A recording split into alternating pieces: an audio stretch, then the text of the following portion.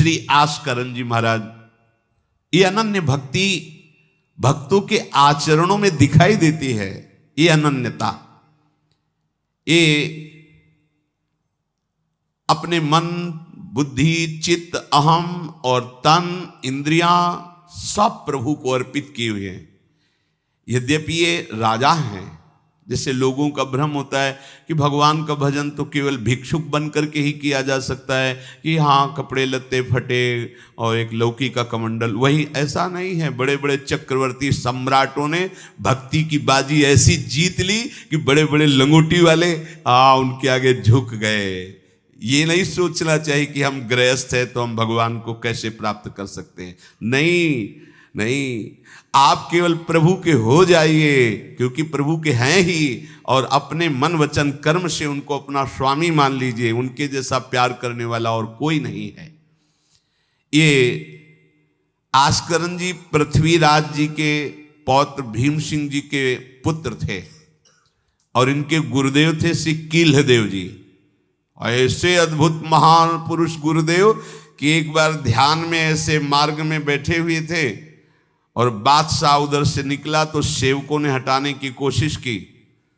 तो अब वो ध्यानस्थ थे, तो बादशाह को क्या पता कि ऐसा भी ध्यान होता है। उनको हिला रहे हैं, ध्यान से ही नहीं। तो आवेश आ गया, वो म्लेच्छ धर्मावलंबी था। उसने कहा बड़ी की सी कील इनके माथे पे ठोक दो, देखते हैं इनका कैसा ध्यान है। इतनी बड़ी कील जो छापे की आती है, पूरी कील हथौड़े से उनका ध्यान ही नहीं विचलित हुआ। कील्हदेव जी के मस्तक पर पूरी कील, क्योंकि शरीर में है ही नहीं, प्रभु में है। ऐसे गुरुदेव के शिष्य श्री आस्करन जी महाराज, और इनके ठाकुर का नाम श्री राधा मोहन जी। ये आठों पहर अपने ठाकुर जी की सेवा में रहते थे। सेवा धर्म बड़ा अमोघ है, इसीलिए सब सेवा धर्म का निर्वाह नहीं कर पाते। माला घुमा लेना, थोड़ा पाठ कर लेना हो सकता है सबसे, लेकिन श्री जी की सेवा, ठाकुर जी की सेवा, ये बड़ा समर्पण का भाव इसमें चाहिए। चाहे जितना शरीर बीमार हो या कष्ट हो, अगर हमारी जीने की सामर्थ्य है, चलने की सामर्थ्य है, तो हम अपनी ठाकुर सेवा के बिना नहीं रह सकते। चाहे बुखार हो, चाहे कष्ट हो, कुछ भी, निष्ठा, चमत्कार प्रकट हो जाता है सेवा से। न काम कर्म बीजानाम यस्य चेतस संभव वासुदेवैक निलय सा वै भागवतोत्तमः। जब ठाकुर सेवा में हमारी रति होने लगती तो स्वयं भोग की इच्छा अपने आप शांत हो जाती है।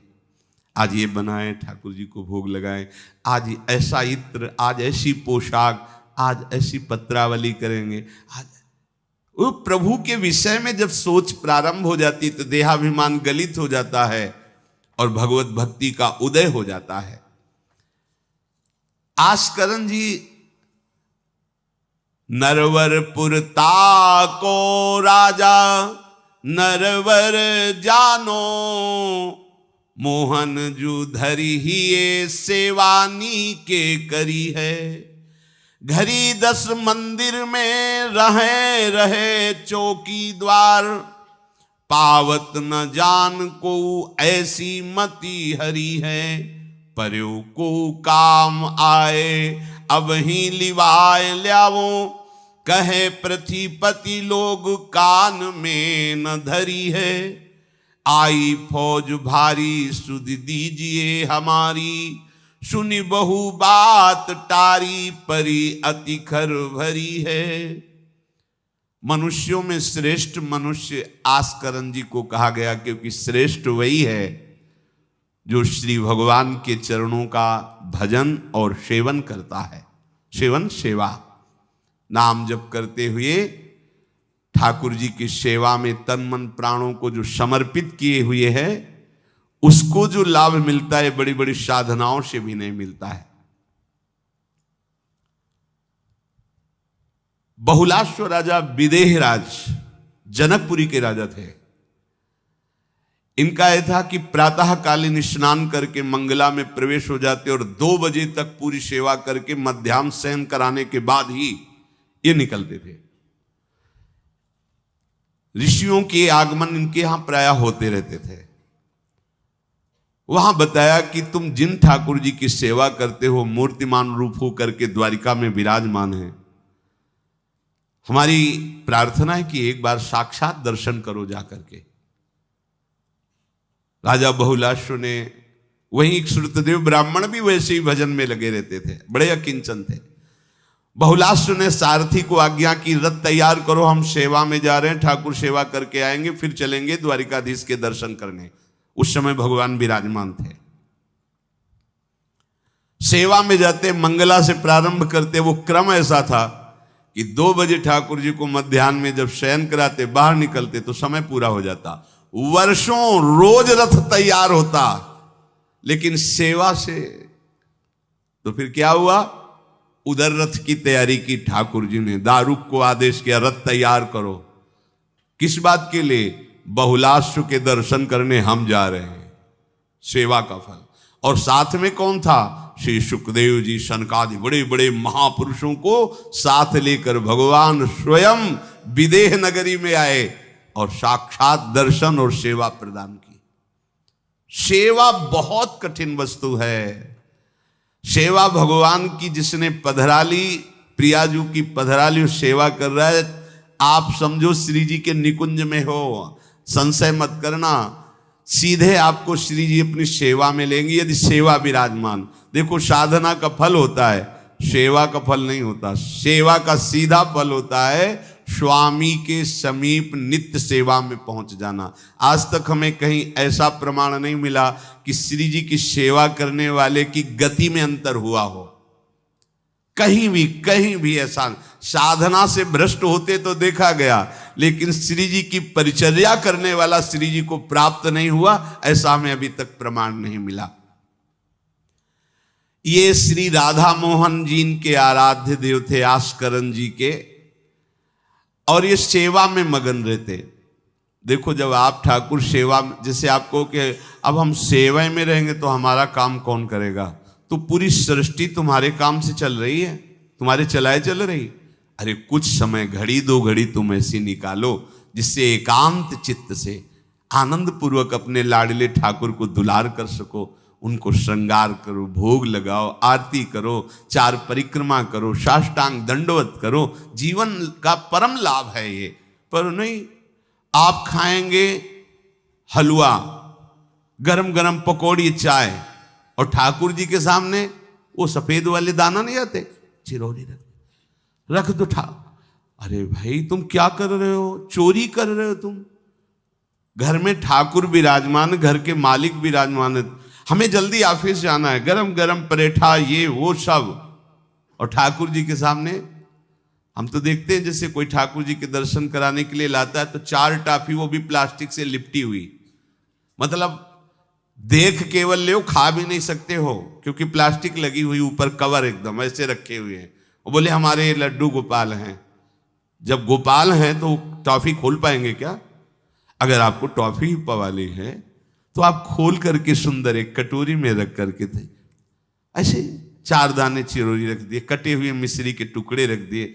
अरे अनंत ब्रह्मांडों का भरण पोषण करने वाला तुम्हारी चिरौरी के लिए मर रहा है। हाँ, अगर तुम्हारे पास केवल चिरौरी ही है तो वो तृप्त हो जाएगा। तुम खाओ हलवा, उसको रखो, चिरौरी तुम पहनो, एक से एक बढ़िया कपड़ा, और ठाकुर जी के लिए अलग कपड़ा होता है दुकानों में, वो ठाकुर जी के लिए लेना है। पूजा, सत्यनारायण की पूजा की सामग्री गांव में जो परचून की दुकानें होती हैं कस्बों में, उनमें अलग होती है। बोले सुपारी देना, तो बोले पूजा के लिए, बोले हाँ, वो सड़ी सुपारी का अलग बैंक होता है, वो पूजा के लिए जाएगा। प्रभु के लिए तुम ऐसे चिरौरी रख देते हो। वो नारियल भी जिसमें पाली लो, देखो ना कथा, सत्यनारायण की कथा करनी, हमें नारियल दे दो। वो सूखा नारियल जो किसी काम में ले जाएगा, सत्यनारायण के पास जाएगा। वो कपड़ा टून का ना पहन सकते हैं, ना ओढ़ सकते हैं, ना बिछा सकते हैं, ना पोछा लगा सकते हैं, वो ठाकुर जी के लिए बलिहारी है श्रद्धा। तो भी ठाकुर जी भी ऐसी व्यवस्था करते हैं, ना पहनने लायक ना ओढ़ने लायक, ऐसा तुम्हें नया जीवन देंगे, जरूरत ही नहीं पड़ेगी कपड़े की, घूमो वैसे ही। हाँ, जरूरत ही नहीं पड़ेगी, अन्य योनिया है नहीं, कोई जरूरत नहीं है, घूमो। इसलिए सावधान। भगवत सेवा का तात्पर्य है उत्तम भोग लगाए मोर मरकट को से। स्वामी जी महाराज परम विरक्त, वैराग्य की चरम सीमा स्वामी श्री हरिदास जी, लेकिन उत्तम भोग लगाए ठाकुर जी को। उत्तम उत्तम, तुम्हारे पास जो कुछ है उसमें सबसे बढ़िया भोग बनाओ। धन्ना जी के पास बाजरा की रोटी भी पूरी नहीं थी कि भरपेट पाले, तो एक रोटी रोज ठाकुर को रखते थे। आधी ठाकुर जी पाते थे, आधी आप पाते थे। सुदामा जी के पास कौन सा माखन मिश्री था? वो तंदुल जो पछोरने से बाहर निकलते हैं, किसी काम में नहीं, वो लेके गए थे। ठाकुर जी पाते हो कहते आज मैं तृप्त हो गया। सबरी जी के पास क्या था? क्या था? जंगली बेर, कहीं कड़ुआ कसेला ना हो, इसलिए चख के मेरे रघुनाथ जी को कहीं कसेला ना लगे। प्रभु वाह वाह करके पा रहे। विदुरानी जी ने कौन सा 56 भोग पवाया? केले के छिलके, भाव दशा में डूबी हुई। देखो हमारे ठाकुर को कुछ नहीं चाहिए, भाव से समझिए। ये बिहारी जी को 4 घंटे बैठने के लिए 10-10 लाख रुपए का फूल बंगला निकला, काम थोड़ी चलाया जाता है। अरे हमारे लाडले सरकार है, अगर 4 घंटे बैठ गए 10 लाख खर्चा हो गया तो क्या? अनंत ब्रह्मांडों का सृजन करने वाला ठाकुर हमारे पास नहीं है, तो ठाकुर जी को आपका भाव चाहिए। और आप तो सो बढ़िया पलंग में, और ठाकुर जी को एक छज्जा में विराजमान किए। छज्जा में ऐसे उतर नहीं सकते, मतलब कूदे तो वैसे ऊंचे, अगरबत्ती दिखा दी चले। आप तो नहीं, अपने लाड़िले ऐसे प्यार करो, ऐसी जगह सिंहासन रखो कि उतर कर अगर आपके वन विहार करना चाहे तो उतर लेना, ऐसा विराजमान करो आराम से। और एकदम उसे दीवार में ऐसी जगह, या तो बाहर वाले कमरे में, अपने कमरे में तो ठाकुर जी रहेंगे ही नहीं। अरे भाई अगर घर में ठाकुर जी तो उठते बैठते निकलते, उनके दर्शन हो रहे, चोरी क्या?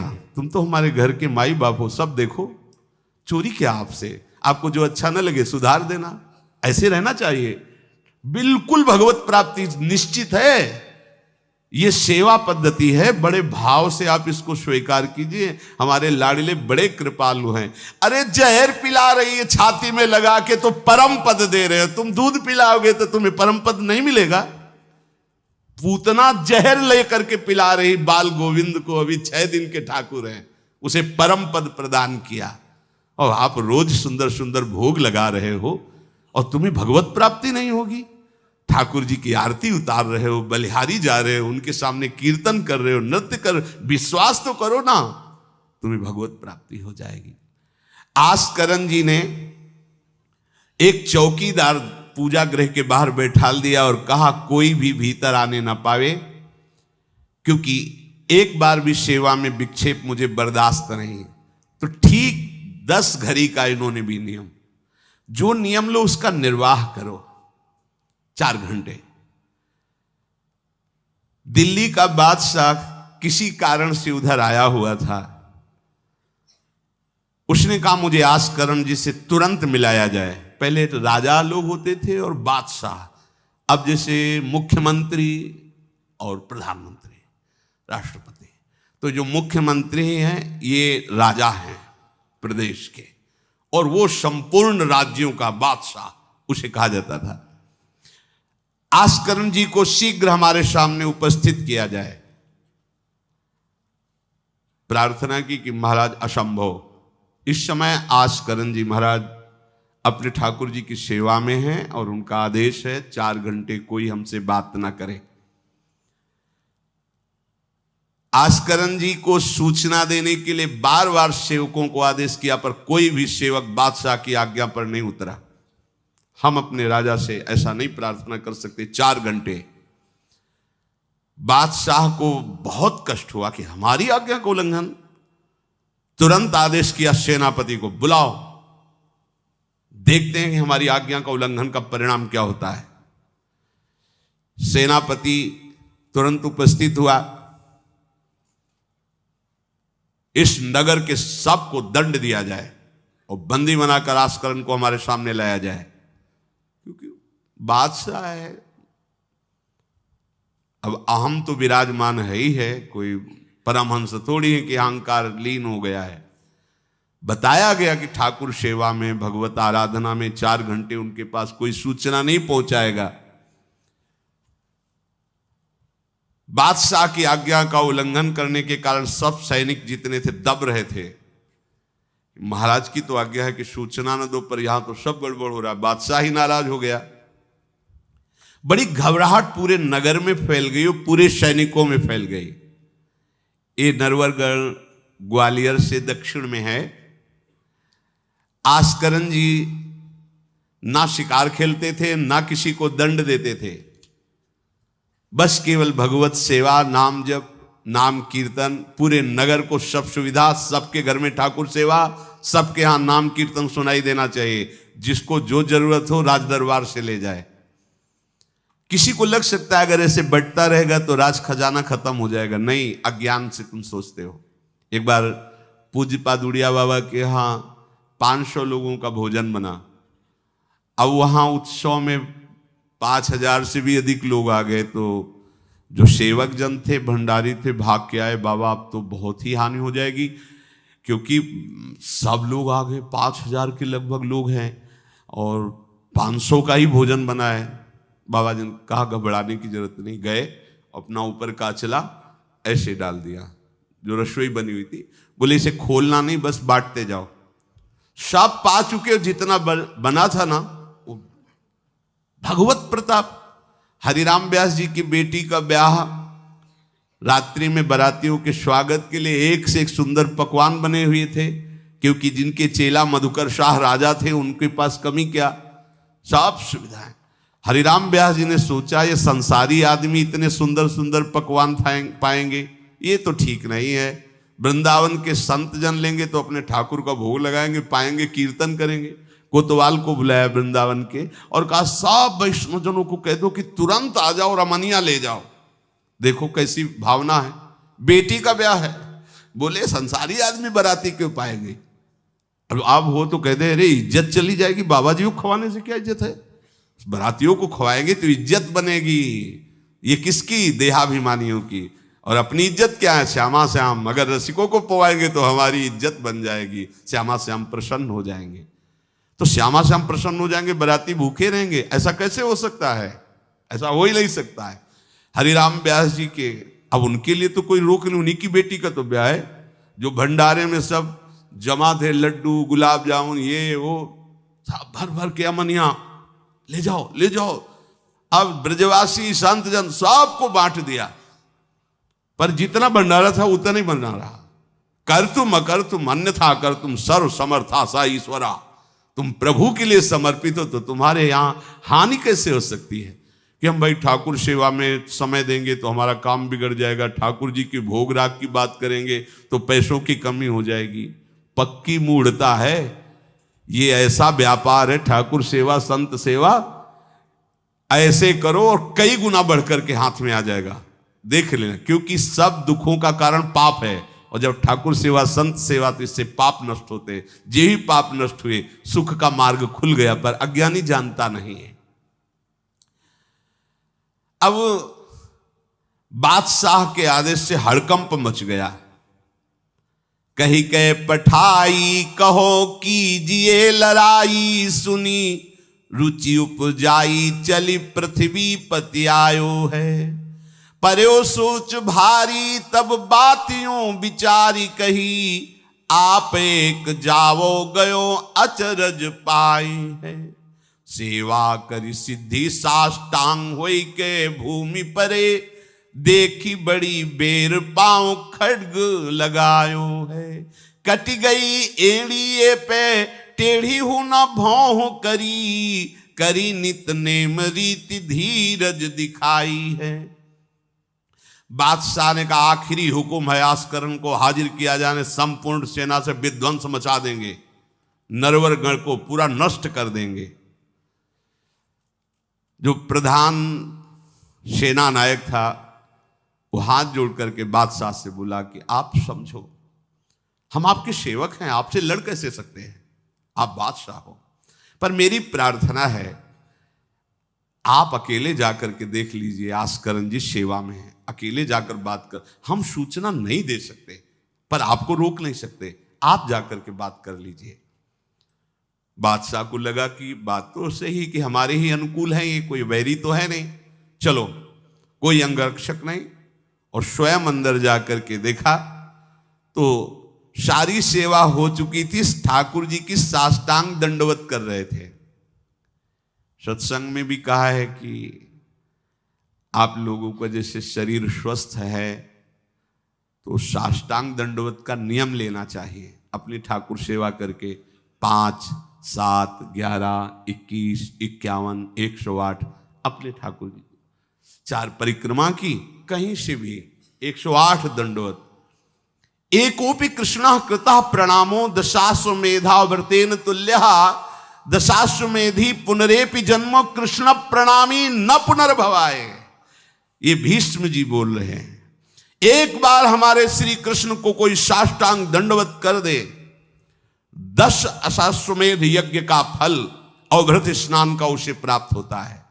पर 10 ये अश्वमेध यज्ञ करने वाला पुनर्जन्म को प्राप्त होता है, पर एक बार श्री कृष्ण को साष्टांग प्रणाम करने वाला पुनर्जन्म को प्राप्त। दशाश्वमेधी पुनरेपि जन्म कृष्ण प्रणामी न पुनर्भवाय। अपने पास तो भगवत प्राप्ति के लिए बहुत से अस्त्र हैं, केवल नियम पूर्वक प्रयोग करो, माया का प्रवाह बंद हो जाएगा। ठाकुर सेवा के बाद करना चाहिए साष्टांग दंडवत। हमने महापुरुषों को देखा है, गुरुजनों को देखा है। अब शरीर उस लायक नहीं तो भाव से कर लीजिए। अगर शरीर स्वस्थ है और आप करने लायक हैं तो जरूर, जैसे माताएं बहनें सखियां हैं तो पंचांग, एक पंचांग दंडवत की, खड़े हो गए, हाथ जोड़ा, मंत्र अंदर स्मरण किया, फिर पंचांग 5, 7, 11, 21, 51 ऐसा करना चाहिए। आस्करण जी भगवत सेवा करके साष्टांग दंडवत कर रहे थे नियम पूर्वक। अब ये तो पता चल गया कि कोई आया है, पर ना नजर दी, ना बात की, ना रुके, उठे साष्टांग दंडवत, फिर उठे, फिर साष्टांग दंडवत। बादशाह खड़ा देखता रहा, ये तो ना हमारी तरफ देख रहे हैं ना बोल रहे हैं। बहुत देर हो गई, चुपचाप। पद का अभिमान होता है। अब वो बादशाह ठहरा, खींची तलवार, म्यान से निकाली और जब ये साष्टांग हुए तो मारा ऐसे तो एड़ी उड़ गई, कट गई एड़ी आस्करण जी की। लेकिन आस्करण जी ने ना दंडवत रोकी, ना मुड़ करके देखा, खून की धार बह रही। निष्ठा देखिए, ये है अनन्य भक्ति की निष्ठा। नहीं कहा कि अब रुक गए, कुछ नहीं, वैसे ही खड़े हुए, फिर साष्टांग दंडवत, फिर खड़े, खून से लथपथ हो रहे, कोई कष्ट का अनुभव नहीं दिखा रहे कि आओ कहे या पीछे मुड़ करके देखे। अब तो धैर्य छूट गया बादशाह की, ये मेरे से तो अपराध बन गया, ये कोई नाटक नहीं कर रहे, ये तो सच्ची में महान भागवत है।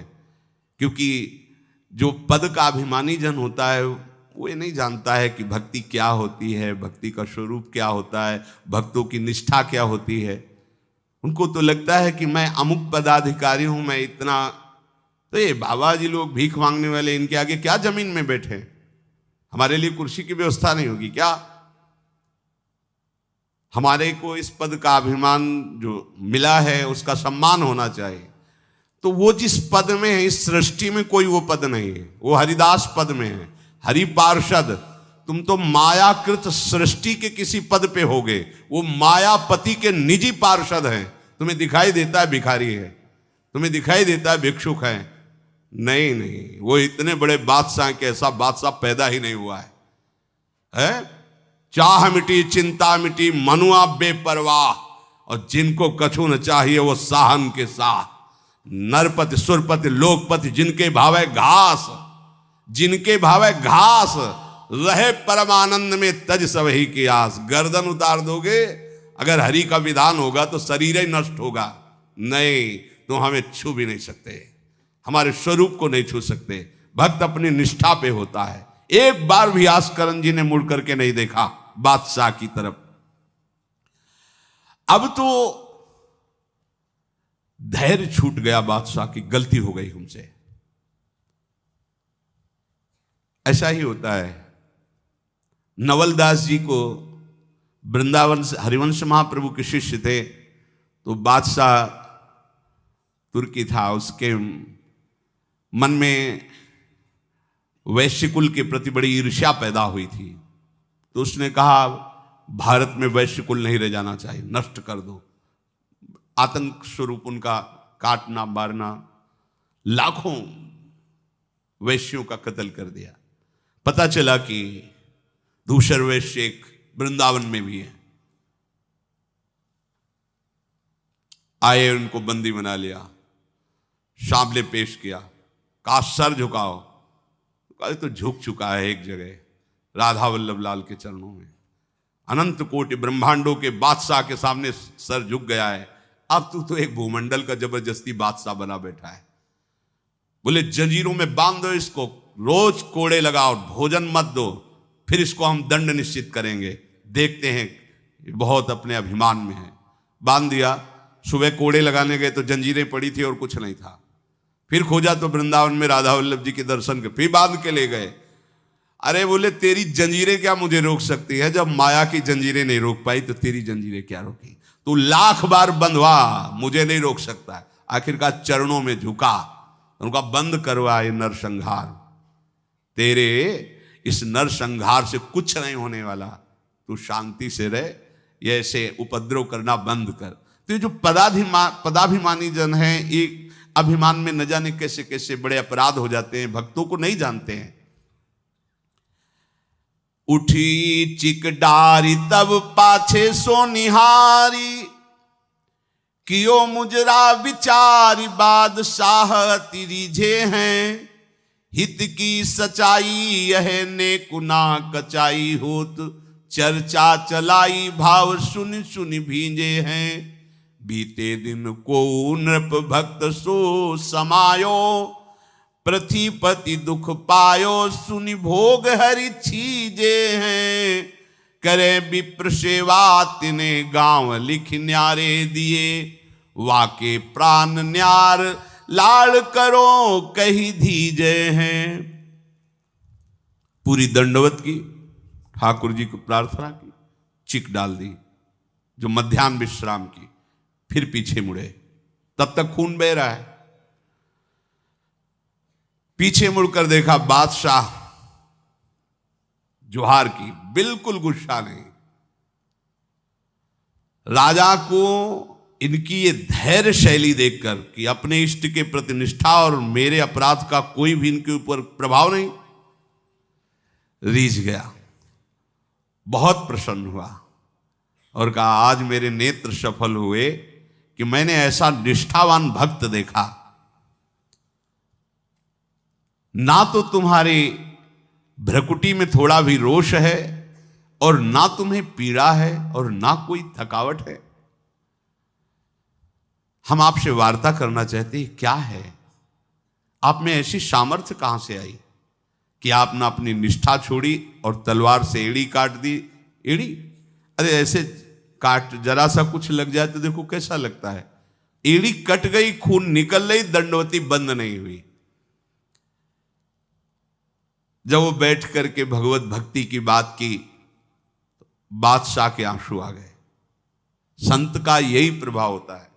देखो राजा हैं पर संत हैं। विभीषण जी से भगवान कहते, तुम सरीखे संत प्रिय मोरे, धरो देह नहीं आन। ये नहीं भूल होनी चाहिए कि अरे ये तो बड़े अच्छे कपड़े पहने, ऐसे ऐसे, ये क्या भक्ति करते हो। भक्ति का मतलब केवल इतना ही नहीं है कि भिक्षुक वेश हो। भक्ति किसी से भी हो सकती है, कोई भी हो सकता है, कहीं भी हो सकता है, क्योंकि सब भगवान के बंदे, सब भगवान को दुलार कर सकते हैं। अपनी कीमती रुमाल तत्काल पट्टी बांधी अपने हाथ से आस्करन जी के चरणों में। स्वयं बादशाह ने घुटने टेक कर तुरंत और कहा कि आज मैं निहाल हो गया। आपकी ये जो भक्ति है, ये जो निष्ठा है, आज प्रभु की हम पर बड़ी कृपा है जो मुझे दर्शन हुआ आप जैसे भक्ति की निष्ठा का। बादशाह अत्यंत प्रसन्न होकर के आपको क्या सुख प्रदान करें। होगा हमारी सेवा निष्ठा है, आप जब चाहते तब आदेश दे देते, तो आप मुझे अपने आदेश से मुक्त कर दीजिए। आज के बाद हमारा कोई शासन आपके ऊपर लागू नहीं रहेगा। आप जब चाहें स्वेच्छा से आप आ सकते हैं, ना आए तो आपका राज्य, हमारा कोई अधिकार आज से नहीं।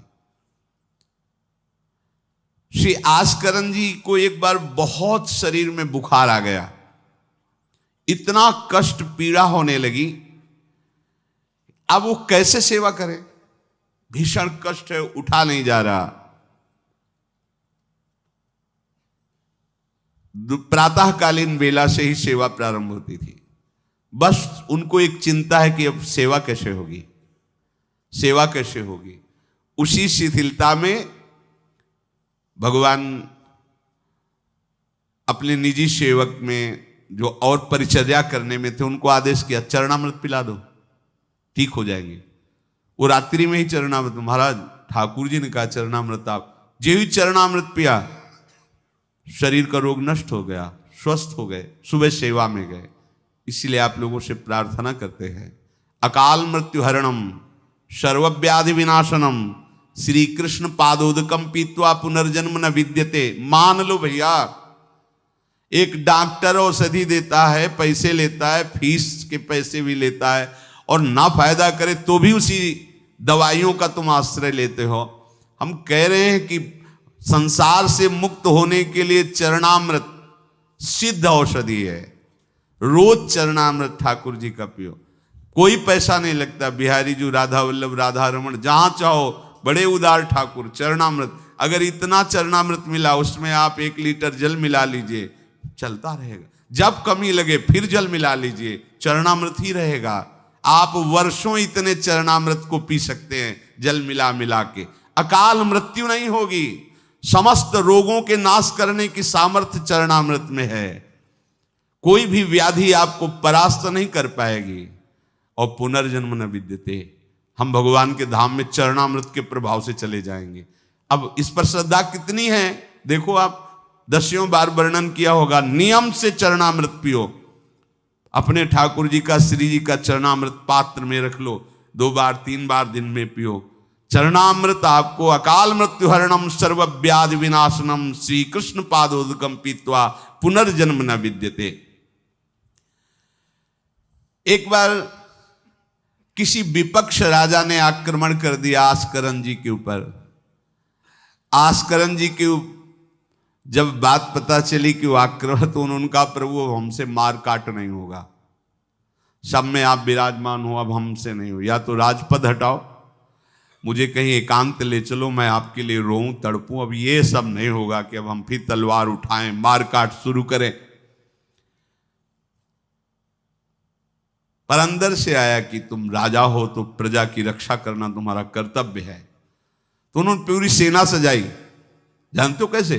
सब मंजीरा लो और स्वयं बोले नाम कीर्तन करो, राधा वल्लभ श्री हरिवाल श्री वृंदावन श्री। कहां जा रहे? बोले युद्ध करने जा रहे हैं। ऐसे युद्ध होता है। प्रभु से कहा हमसे मारकाट होने वाले नहीं, जब हमारा कर्तव्य ही तो हम ये कर्तव्य कर रहे हैं। राधा वल्लभ श्री हरिवंश, राधा नाम कीर्तन। तुरंत आकाश में मेघ छा गए और इतने बड़े बड़े ओले शत्रु पक्ष में, हल्की फुहारें इधर के पक्ष में। जहां नाम कीर्तन, हवा चल रही, हल्की हल्की नन्ही नन्ही फुइयां बरस रही और कीर्तन में हाल, और उधर इतने इतने बड़े ओले। सब भाग गए, अस्त्र शस्त्र की आवश्यकता नहीं हुई। शत्रु पक्ष जब भागा और उधर का राजा के चरणों में गिरा कि मुझे माफी दे दो, मुझे पता नहीं था आप इस कोटि के महाभागवत हैं। यह है अनन्य भक्ति। यदि हम अपने प्रभु की सेवा, प्रभु का नाम जब, प्रभु के गुणों का गायन करते हैं, तो किसी की भी ताकत नहीं कि हमें परास्त कर सके।